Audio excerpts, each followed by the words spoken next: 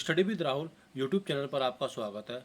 यह उत्तर प्रदेश स्पेशल की क्लास है जिसमें आज के हमारे टॉपिक है प्रमुख खनिज है, ऊर्जा संसाधन के महत्वपूर्ण प्रश्न है। ये पहला क्वेश्चन है क्लास, खनिज संपदा की दृष्टि से उत्तर प्रदेश जो है निम्न मध्य श्रेणी वाला राज्य है, यानी उत्तर प्रदेश में जो खनिज संपदा क्या है बहुत कम है। अगला क्वेश्चन हो जाएगा क्लास, उत्तर प्रदेश राज्य खनिज विकास निगम की स्थापना कब की गई थी? 1974 में की गई थी। प्रदेश की पहली खनिज नीति की घोषणा कब की गई थी? 1998 में प्रदेश की पहली खनिज नीति की घोषणा की गई थी। और खनिज विकास निगम की स्थापना 1974 में। दोनों क्वेश्चन है, ये काफ़ी महत्वपूर्ण है क्लास। अगला क्वेश्चन है, बलुआ पत्थर, चूना पत्थर भंडारण व उत्पादन की दृष्टि से उत्तर प्रदेश का कौन सा स्थान है? द्वितीय स्थान है।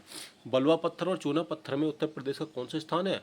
उत्पादन और भंडारण में द्वितीय स्थान है। अगला क्वेश्चन हो जाएगा क्लास, कोयला भंडारण की दृष्टि से प्रदेश का 8वां स्थान है। प्रदेश में कोयला पाया जाता है क्लास, प्रदेश में कोयला कहाँ पर पाया जाता है? सिंगरौली सोनभद्र क्षेत्र में कोयला पाया जाता है उत्तर प्रदेश में। सिलिका सैंड की बात करते हैं क्लास, ये कांच बालू उत्पादन में देश में उत्तर प्रदेश का स्थान कौन सा है? द्वितीय है।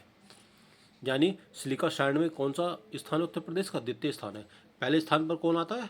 आंध्र प्रदेश आता है।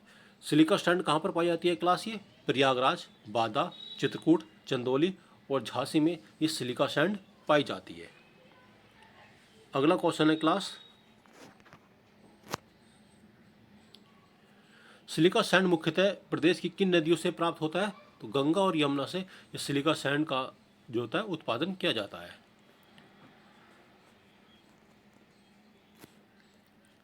क्लास, प्रमुख खनिज और उनके उत्पादन क्षेत्र देखेंगे हम।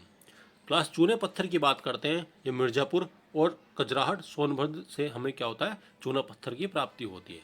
बॉक्साइट बादा और चंदौली में बॉक्साइट की प्राप्ति होती है। हिंडाल्को रेनकोट में क्या है? ये बॉक्साइट का कारखाना है। डोलोमाइट की बात करते हैं, मिर्जापुर, सोनभद्र और बादा में क्या होता है? डोलोमाइट की प्राप्ति होती है। हीरा बादा और मिर्जापुर से प्राप्त होता है। ग्रेफाइट हमीरपुर और चुनार मिर्जापुर से क्या होता है हमें? ग्रेफाइट की प्राप्ति होती है। यूरेनियम कहाँ से मिलता है? ललितपुर से। यूरेनियम की प्राप्ति कहाँ से होती है क्लास? ललितपुर से होती है।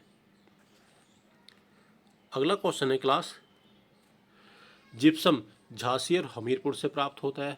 तांबा ललितपुर से प्राप्त होता है। सैंडस्टोन मिर्जापुर और सोनभद्र से प्राप्त होता है। फायर क्ले कहाँ से मिलता है? ये में मिर्जापुर से। फायर क्ले कहाँ से मिलता है? मिर्जापुर से। उत्तर प्रदेश की नई ऊर्जा नीति जो थी ये कब लागू की गई थी? 2003 में उत्तर प्रदेश की नई ऊर्जा नीति को लागू किया गया था। अगला क्वेश्चन है क्लास, राज्य के कुल विद्युत उत्पादन में सर्वाधिक योगदान किसका है? तापीय विद्युत परियोजना, जो तापीय विद्युत है इसका राज्य में विद्युत उत्पादन में सर्वाधिक योगदान है। अगला क्वेश्चन है क्लास, राज्य की सबसे पुरानी तापीय परियोजना कौन सी है? हरद्वागंज तापीय परियोजना है। 1942 में ये रूस के सहयोग से इसकी स्थापित किया गया था। ये राज्य की सबसे बड़ी जल विद्युत परियोजना कौन सी है? तो रिहन जल विद्युत परियोजना जो है ये राज्य की सबसे बड़ी जल विद्युत परियोजना है। ये पिपरी सोनभद्र में स्थित है। क्लास, आपको बताना है सोनभद्र कितने राज्यों के साथ अपनी सीमा लगाता है और उन राज्यों के नाम भी आपको बताने हैं। परीक्षा ताप विद्युत परियोजना कहाँ पर है? झांसी में है। परीक्षा ताप विद्युत परियोजना कहाँ पर है? ये झांसी में है। अनपरा ताप विद्युत परियोजना कहाँ पर है? ये सोनभद्र में स्थित है। पनकी विस्तार ताप विद्युत परियोजना कहाँ पर है? पनकी कहाँ पर है? ये कानपुर में ये स्थित है।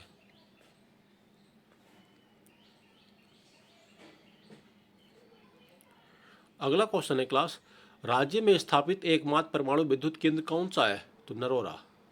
नरोरा जो है ये राज्य में एकमात्र विद्युत केंद्र है। परमाणु विद्युत केंद्र कौन सा है? नरोरा है। ये कहाँ पर है? बुलंदशहर में स्थित है। ये प्रदेश में एनटीपीसी के गैसीय आधारित संयंत्र कितने हैं? क्लास, ये बार बार पूछा जाता है। जो एनटीपीसी उसके गैसीय आधारित संयंत्र कितने?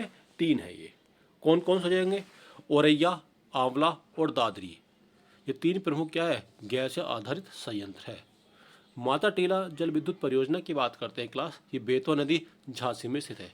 माता टीला जल विद्युत परियोजना बेतवा नदी झांसी में स्थित है।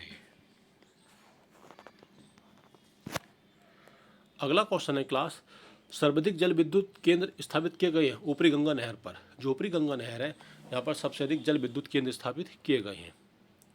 उत्तर प्रदेश में नवीकरण ऊर्जा के महत्व को दृष्टिगत वैकल्पिक ऊर्जा विकास संस्थान नोएडा की स्थापना कब की गई थी?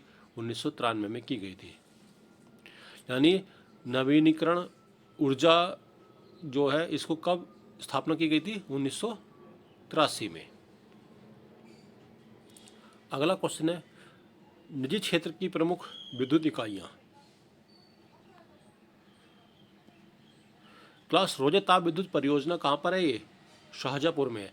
रोजा ताप विद्युत परियोजना कहाँ पर है? ये शाहजहाँपुर में है। 12 संगम ताप विद्युत परियोजना कहाँ पर है? प्रयागराज में स्थित है ये। ललितपुर ताप विद्युत परियोजना कहाँ पर है? ललितपुर में स्थित है। क्लास, तीनों काफ़ी इंपॉर्टेंट है, इनको आपको याद रखना है। केंद्र सरकार के सहयोग से प्रदेश में सोलर सिटी के रूप में विकसित किया जाने वाले जिले कौन से हैं?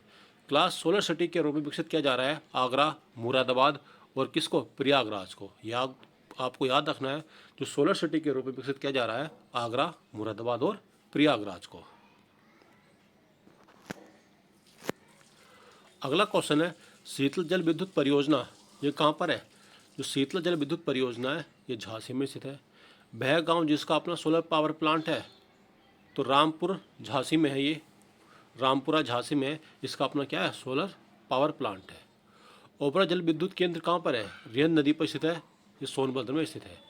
ओबरा जल विद्युत जो ओबरा जल विद्युत केंद्र है ये रेन नदी पर स्थित है, सोनभद्र में। क्लास, हम प्रमुख ऐतिहासिक धार्मिक स्थल और पर्यटन कब देखेंगे? अगली क्लास में इसको डिस्कस करेंगे। यदि क्लास यह आपको वीडियो पसंद आती है तो वीडियो को लाइक कीजिए, सब्सक्राइब कीजिए और शेयर कीजिए।